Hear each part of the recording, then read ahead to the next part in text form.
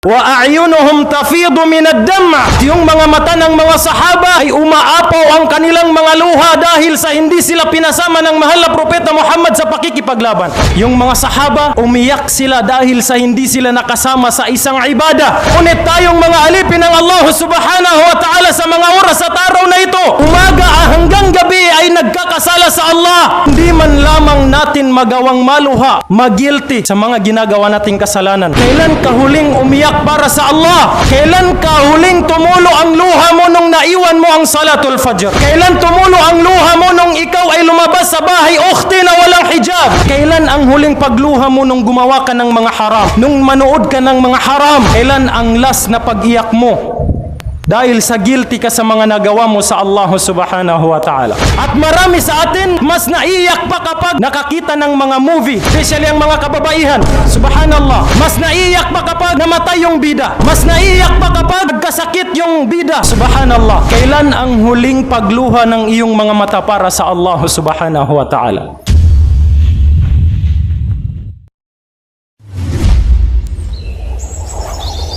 محمد كان علم كليبس. محمد كان علم كليبس. Mga kapwa ko alipin ng Allah, bilang isang mga lalaki, mahirap para sa atin na papatakin ang mga luha sa ating mga mata. Madalang lang sa mga kalalakihan na kapag nahabag sila sa mga nakikita nila, naririnig nila, ay lumuluha, dumadaloy ang mga luha sa kanilang mga mata. Yan ang katangian nating mga kalalakihan. Ngunit ang mga sahaba, si Propeta Muhammad sallallahu alaihi wasallam, ang mga tabi'in, ultimo si Umar, na pinakasiga, pinakamatapang, pinakamatigas na lalaki, ay bumakat sa kanyang mga mata ang dinadaluyan ng kanyang mga luha dahil sa kanyang pag-iyak kapag naaalala niya ang Allah subhanahu wa ta'ala. Itong pagluha, marami sa atin ang nalulugi dito. Itong pag-iyak natin sa pagsamba natin, marami sa atin ang namimiss yung oportunidad na ito. Marami sa atin na hindi napapaluha sa kanyang pag-alala sa Allah, hindi napapaluha sa kanyang pagsasala. At babanggitin natin ang mga dahilan kung bakit ganito. Kung bakit hindi tayo mapaluha kapag nakakarinig tayo ng mga talata mula sa Quran. At kung bakit hindi lumuluhang ating mga mata kapag naalala natin ang Allah subhanahu wa ta'ala. Isang araw si Ubayd bin Umair radiyallahu anhu, isang sahaba ng mahal na propeta Muhammad, bumisita siya sa asawa ng mahal na propeta Muhammad na si Aisha radiyallahu anha. Sabi ni Ubayd bin Umair, sabi niya, nagtanong siya kay Aisha radiyallahu anha. Sabi niya, akhbirna bi'ajabi shay' ra'aytahu min Rasulillah sallallahu alaihi wasallam. Sabi niya, ikwento mo nga sa amin, ya Aisha, ina ng mga mananampalataya, na sa buong buhay mo, ano ang nakita mo kay mahal na propeta Muhammad sallallahu alaihi wasallam na ikaw ay nagtaka, labis na ipinagtaka mo? Ano yung nakita mo sa pamumuhay ni propeta Muhammad sallallahu alaihi wasallam na nagtaka ka sa ginawa niya na yun? So sabi ni Aisha radhiyallahu anha, may isang araw, sabi niya, na schedule ng mahal na propeta Muhammad sallallahu alaihi wasallam sa akin bilang asawa niya, at siya ay nakiusap sa akin. Sabi niya, o mahal kong asawa, maaari ba na ang buong gabi na ito ay ilaan ko para sa Allah subhanahu wa ta'ala bilang pagrespeto sa asawa ng mahal na propeta Muhammad sallallahu alaihi wasallam, na ultimo yung pagsamba ng mahal na propeta Muhammad sallallahu alaihi wasallam ay ipinagpapaalam niya kay Aisha radhiyallahu anha. Ganun niyo tignan kung gaano karespeto ang mahal na propeta Muhammad sallallahu alaihi wasallam. Sabi ng mahal na propeta Muhammad, pwede ba ika ng mahal na propeta Muhammad na yung buong gabi na ito na schedule ko sa iyo ay ialay ko sa pagsamba sa Allah subhanahu wa ta'ala? Ang sabi ng Aisha radhiyallahu anha, sabi niya, mahal na propeta, mahal na mahal kita. At kung ano man ang gagawin mo, palatandaan na pumapayag si Aisha radhiyallahu anha. Nang mangyari ito, nagwudu ang mahal na propeta Muhammad sallallahu alaihi wasallam hanggang sa siya ay nagsala. Nung siya ay magsala, ay iyak siya ng iyak. Hanggang sa ang pag-iyak niya ay nabasa ang kanyang mga mukha. Thumma lihyatihi, at ang kanyang mga balbas, nabasa ng kanyang luha. Hanggang sa mapuno ng luha yung sahig. Subhanallah. Tignan niyo kung gaano sumamba ang mahal na propeta Muhammad sallallahu alaihi wasallam. Hanggang sa ang sahig na kanyang pinagsasambahan ay napuno ng luha. So dumating ang Fajr, nag-adhan si Bilal. Naabutan niya ang mahal na propeta Muhammad sallallahu alaihi wasallam na lumuluha. Sabi ng Bilal, bakit ka umiiyak ya Rasulullah? Samantalang ikaw ay pinatawad na ng Allah subhanahu wa ta'ala sa lahat ng mga kasalanang nagagawa mo. Maging sa hinaharap o maging sa natapos na ng mga nagawa mong kasalanan ay pinatawad sa iyo ng Allah. Bakit ka pa umiiyak ya Rasulullah? So sabi ng mahal na propeta Muhammad sallallahu alaihi wasallam, awala akuna abdan syakura? Hindi ba pwede sa akin Bilal na maging mapagpasalamat ako sa Allah subhanahu wa ta'ala? Tignan niyo ang mahal na propeta Muhammad sallallahu alaihi wasallam. Kahit pinatawad na siya ng Allah subhanahu wa ta'ala sa lahat ng kanyang magiging kasalanan, kapag nagdasal siya, kapag siya ay nagsala, punong-puno ng khasya, punong-puno ng takot sa Allah subhanahu wa ta'ala. Kaya napapaluha ang mahal na propeta Muhammad sallallahu alaihi wasallam. Ganon din ang mga khulafa. Si Abu Bakar, na siyang pinakamalambot ang puso, madalas siyang naiiyak kapag nahahabag siya sa mga taong nakikita niya, kapag naalala niya o di kaya nakakarinig siya ng mga talata mula sa banal na Quran, umiiyak si Abu Bakar. Ganon din si Umar, na katulad ng sinabi natin, meron pang isang kasabihan si Umar na kanyang sinabi, kung mananawagan, kung merong isang panawagan na ang lahat ng mga tao ay makakapasok sa paraiso liban sa isang tao, wala akong iisipin na makakapasok sa impyerno liban sa akin, sabi ni Umar. Ganoong katindi ang paninindigan ni Umar, o ganoong katindi ang takot ni Umar sa Allah subhanahu wa ta'ala. At ganon din ang mga sahaba. Ang Allah ay kinuwento ng Allah sa Quran na noong magdigmaan ay pumunta ang mga sahaba sa mahal na propeta Muhammad sallallahu alaihi wasallam dahil gustong-gusto nilang sumali sa pakikipaglaban. Anong sinabi ng Allah subhanahu wa ta'ala sa surah At-Taubah verse 92? Ba'da a'udhu billahi minash shaitanir rajim.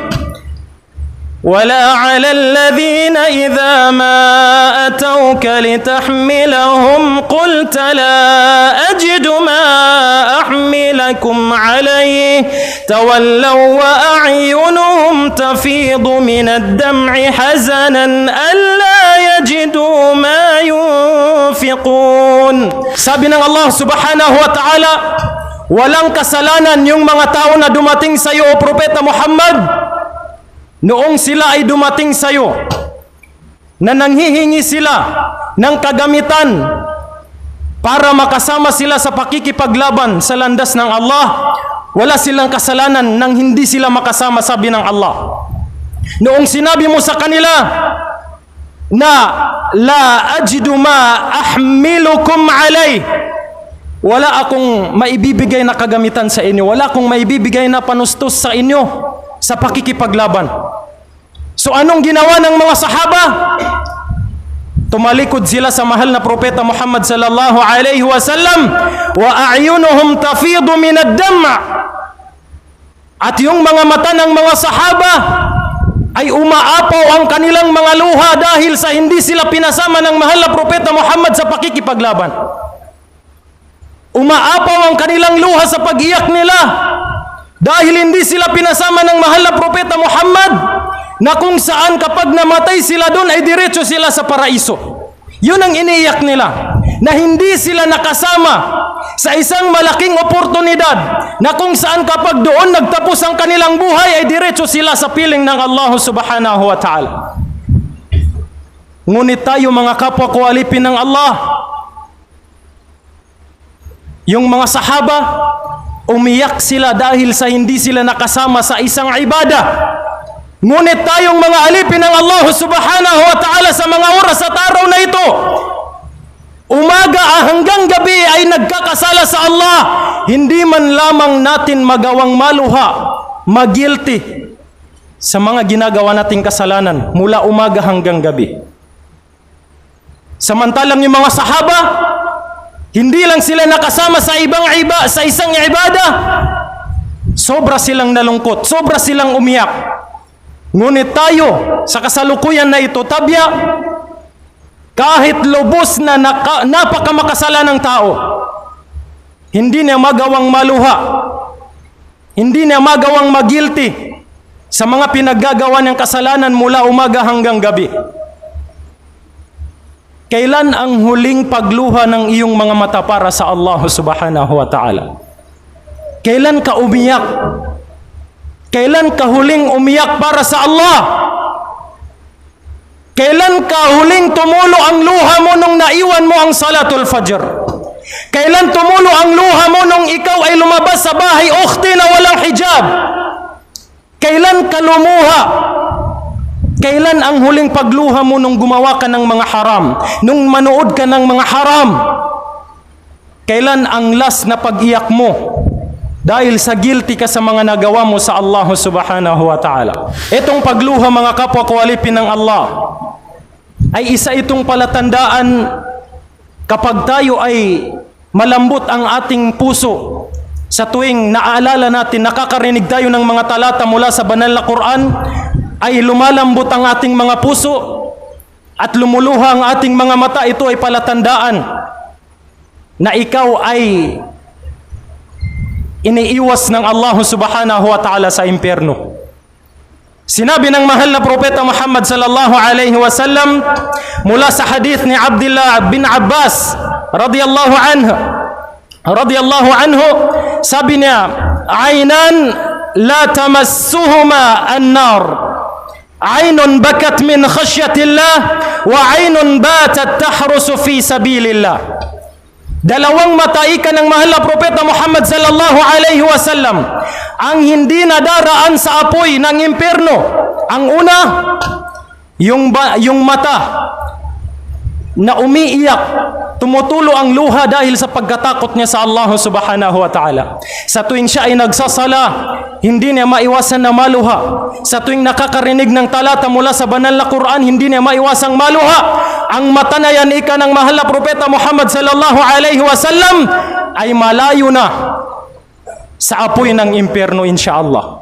Pangalawa na uri ng mata na hindi nadadaan sa impyerno ay yung mata na ginamit mo ng magdamag sa landas ng Allah subhanahu wa ta'ala. Hindi yung mata na ginagamit mo na tinitingin mo dyan sa cellphone mo magdamag. Hindi yung mata na ginagamit mo pang tingin sa mga aurat ng mga dumadaang kababaihan. Bagkus yung mata na ginamit mo sa landas ng Allah subhanahu wa ta'ala. Sa pagsasagawa ng tahajjud, pagsasagawa ng witr, pagsasagawa ng sunnah ng mahal na Propeta Muhammad sallallahu alaihi wasallam. Madalang lang ang tulog mo dahil inaalay mo yung mga mata mo para sa pagsamba sa Allah subhanahu wa ta'ala. Ang mga mata na yan ika ng mahal na Propeta Muhammad sallallahu alaihi wasallam ay hindi nadaraan sa impyerno. At kapag yung mga mata na yan ay katangian ng ating mga mata, insyaallah ay hindi na tayo papadaanin ng Allah subhanahu wa ta'ala sa kaparusahan ng impyerno ng Allah subhanahu wa ta'ala. Kaya masasabi natin na mayroong mga tao na diretso na sa paraiso, Ayon sa mga hadith na ito, yung mga mata na ginamit sa pagsamba sa Allah at yung mata na lumuluha kapag naaalala niya ang Allah, kapag naaalala niya ang mga talata mula sa banal na Quran. Dito papasukin natin kung bakit hindi tayo maluha kapag tayo ay nagsasala. Kapag nakakarinig tayo ng mga talata, babanggitin natin ang mga dahilan. Anong dahilan? Kathratud dhahik. Ang una ay ang labis na kasiyahan, labis na pagtawa.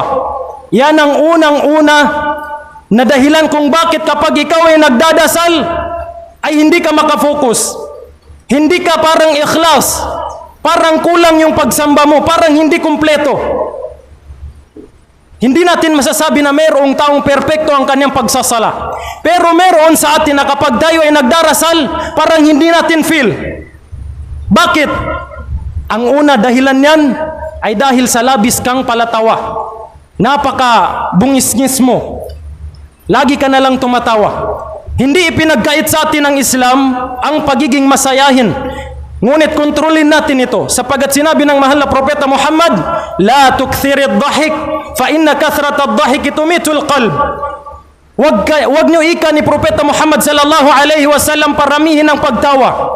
Huwag kayong sobrang tumawa, sapagkat ang labis na pagtawa, ang labis na kasiyahan ay napapatay nito ang ating mga puso. Yan ang dahilan kung bakit hindi tayo maluha sa pagsasala natin. Hindi tayo maluha kapag tayo ay nagbabasa ng Quran. Yan ang dahilan. At ang pangalawang dahilan, matigas ang puso natin. Punong-puno ng kasalanan ang puso natin. Kung bakit hindi ka maluha-luha sa pagdarasal, hindi ka maluha-luha kapag nakakarinig ka ng mga ayah, matigas ang puso mo. Maitim ang puso mo. Yan ang pangalawang dahilan. Pangatlong dahilan ay yung pakikipagsalamuha mo sa taong mga makasalanan. Walang ibang iniisip kundi makamundong bagay. Al-akhillau yawma idhin ba'duhum li ba'din adu. Lagi mong tandaan na yung mga kaibigan mo, yung mga tropa mo, pagdating sa araw ng paghuhukom, kalaban mo yan. Kayo magkakalaban. Dito sa loob ng masjid na ito, lagi niyong tandaan na magkakalaban tayo sa araw na muling pagkabuhay. Liban na lamang illal muttaqun. Liban sa mga may takot sa Allah subhanahu wa ta'ala. Sabi ng Allah, yun lang yung hindi magkakalaban. Bagkus, hahanapin pa nila yung mga kaibigan nila. Ya Allah, si Abdurrahman kasama ko yung nagsasala doon sa Nurul Hidayah. Bakit hindi ko makita dito sa paraiso, ya Allah? Ipapakuha sa iyo ng Allah subhanahu wa ta'ala. Yun ang kahigtan ng pagkakaroon ng kaibigan na matatakutin sa Allah. O di kaya pala samba. Maari ka nang iligtas pagdating sa araw ng muling pagkabuhay. Ngunit kung ang kaibigan mo ay makasalanan pagdating sa araw ng muling pagkabuhay, ya Allah, kung bakit ako nandito sa impyerno? Dahil ang kaibigan ko na yan, ya Allah, noong nasa mundo kami, ya Allah, siya lang yung nagsasala. Hindi man lang niya ako naimbitahan na, kapatid, bumisita naman tayo sa moske. Kung bakit ako nandito sa impyerno? Dahil sa kanya, ya Allah. Alam pala niya na yung pagsasala, ay yan yung susi ng paraiso. Pero nung maging magkaibigan kami sa mundo, ni isang invite sa akin na pumunta sa masjid, wala akong narinig. Pero kung sa mga haram na pupuntahan, ini-invite niya ko, ya Allah, kaya nandito ako, kaya ako nakagawa ng mga kasalanan dahil sa kaibigan ko na yan. Ano mangyayari? Magtatagal kayo sa araw ng paghuhukom dahil doon sa pagdidibate ninyo. Kabilang to sa mga dapat nating tanggalin. Yung mga sama ng loob natin, tanggalin natin sa mga kapatiran natin.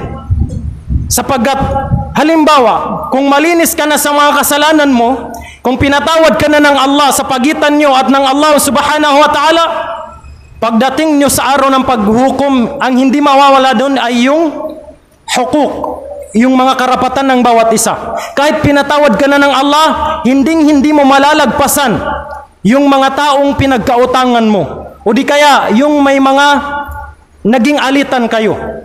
Magdidibate at magdidibate kayo sa araw na muling paghuhukom. Kaya dito pa lang sa mundo, sikapin natin na mapatawad natin yung mga taong may kasalanan sa atin at humingi rin tayo ng kapatawaran sa mga taong nagawa natin ng pagkakasala. Para kung pinatawad na tayo ng Allah dito sa mundo, ay hindi na tayo madidelay sa pagpasok sa paraiso insyaallah. Kaya naman mga kapwa ko alipin ng Allah subhanahu wa ta'ala, yun ang kabilang sa mga dahilan kung bakit hindi mapaluha ang ating mga mata, ay dahil matigas ang ating mga puso, punong-puno ng kasalanan ang ating mga puso. Yun ang dahilan. At labis na nakikisalamuha tayo sa mga tropa natin na ang tanging hangad lang ay makamundong bagay. Kaya nagiging dahilan ito na tumitigas ang ating mga puso, na kapag tayo ay nagsasala ay parang wala tayong nararamdaman na masayang pakiramdam sa pagdarasal natin. At bilang panghuli mga kapwa ko alipin ng Allah, isang araw bumaba si Jibril sapagat inutusan siya ng Allah subhanahu wa ta'ala. Sabi niya, "Ya Jibril, bumaba ka kay Muhammad. Tanungin mo kung bakit umiiyak si Muhammad." Ngunit alam na ito ng Allah. Alam na ng Allah yung dahilan kung bakit umiiyak ang mahal na propeta Muhammad sallallahu alaihi wasallam.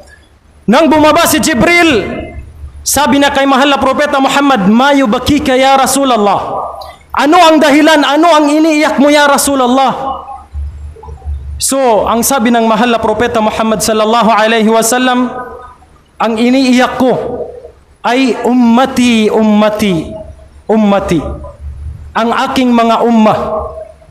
Tayo, yung dahilan ng pag-iyak ng mahal na propeta Muhammad sa araw na yon. Bakit? Nag-aalala ako, sabi ni propeta Muhammad sallallahu alaihi wasallam, kung anong kahihinatnan ng aking ummah balang araw. At ito nangyayari na nga. Marami sa atin gumagawa ng lantad na kasalanan, gumagawa ng lantad na haram, na kung saan sobrang ikinabahala ng mahal na propeta Muhammad sallallahu alaihi wasallam. Ngayon, tignan nyo, iniyakan tayo ng mahal na propeta Muhammad sallallahu alaihi wasallam. Pero kapag narinig natin yung mga sunna ng mahal na propeta Muhammad, anong sinasabi ng karamihan sa atin? Sunna lang naman yan eh. Sunna lang yan. Paano mo nasasabi yan? Kaya mo bang sabihin yan sa harapan ng mahal na propeta Muhammad? Na kapag matapos kang magsala, sabi mo, hindi na ako magsusunna. Kasi sunna lang naman yan eh. O di kaya kapag dumating yung mga buwan, 4 na buwan, na kung saan mag-aayuno tayo dyan, yung Ramadan, yung Muharram, yung Dhul-Hijjah, at yung isa pang buwan, merong mga sunna dyan, yung iba sa atin, hindi na ako mag-aayuno kasi sunna lang yan. Wala naman yan eh. Kahit hindi ko yan gawin, wala akong kasalanan. Pero iniyakan ka ng mahal na propeta Muhammad.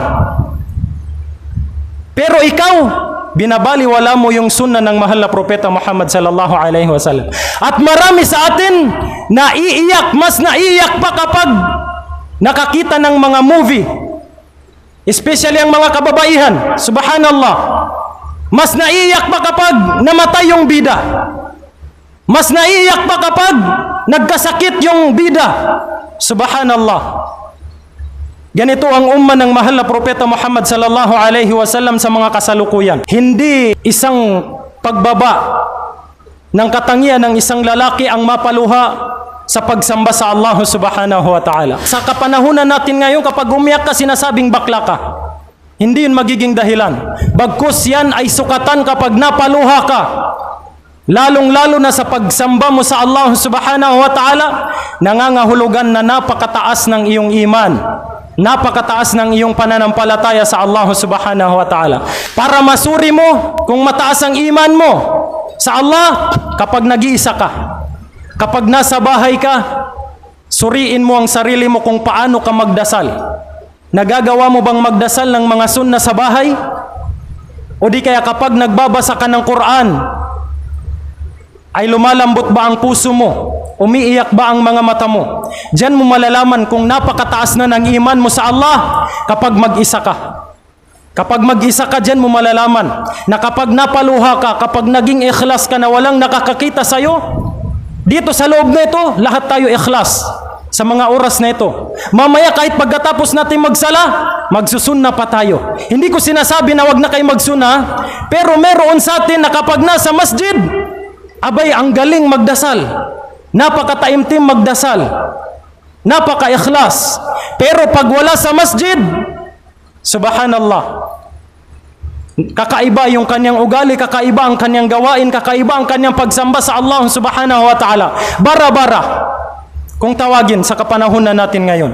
Kaya naman mga kapwa ko, alipin ng Allah kabilang sa magpapalambot sa ating mga puso para maging dahilan ng madaling pagluha ng ating mga mata ay kapag nagbasa tayo ng Quran ay pagnilay-nilayan natin ang binabasa natin. Kung maaari, hanggat maaari, magbasa tayo ng Quran na mayroong ibig sabihin sa baba. Yung may Quran na translation. Pagkatapos mong basahin yung Quran, basahin mo yung translation. Para lumambot yung puso mo. Yan ang unang magiging dahilan. Hindi sa karamihan sa atin, gusto nating makhatam ang Quran, gusto nating matapos ang Quran, pero ang nangyari, wala kang naintindihan. Nabasa mo ang buong Quran, pero wala kang naintindihan sa Quran. Bakit? Dahil minamadali mo ang Quran. Hindi mo pinagninilay-nilayan ang Quran, at kapag pansinin mo, kapag natapos kang magdasal, parang wala lang. Parang wala lang sa'yo. Subhanallah, ganon ang pinaka-the best na paglambot ng ating mga puso at pagluhan ng ating mga mata kapag nagbasa tayo ng Quran, pag nilay-nilayan natin ang mga ibig sabihin nito. At bilang panghuli mga kapwa, kualipin ng Allah, kabilang sa pasisilungin ng Allah subhanahu wa ta'ala sa araw ng muling paghuhukom na kung saan wala nang makakasilong liban na lamang sa pahihintulutan ng Allah, ay yung mata na lumuha dahil sa pag-alala niya sa Allah subhanahu wa ta'ala. Nawa ay pabilang tayo ng Allah subhanahu wa ta'ala sa mga tao na kapag nakakarinig ng mga talata mula sa banal na Quran, ay mapaluha ang ating mga mata at manlumo ang ating mga puso. Wa aqulu qawli hadha fastaghfirullah li wa lakum wa lisairil muslimina min kulli dhanbin fastaghfiruhu innahu huwal ghafurur rahim. محمد كان علم كليبس. محمد كان علم كليبس.